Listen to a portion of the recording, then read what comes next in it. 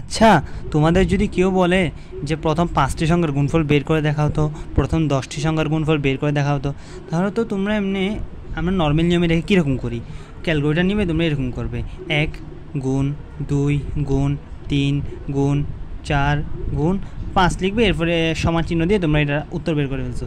কিন্তু অন্যরকমভাবে আমরা সহজে কেমনে করতে পারি, দেখো এখানে সবার লাস্টের সংখ্যাটা কি, আসলে প্রথম ৫টি সংখ্যার গুণফল বের করলে লাস্টের সংখ্যাটা হলো ৫, প্রথম ১০টি সংখ্যার গুণফল বের করলে লাস্টের সংখ্যাটা হলো ১০।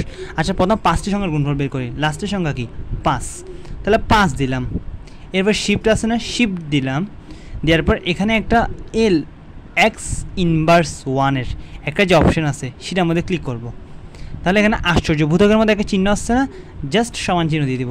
দেখো প্রথম ৫টি সংখ্যার গুণফল উত্তর চলে আসছে।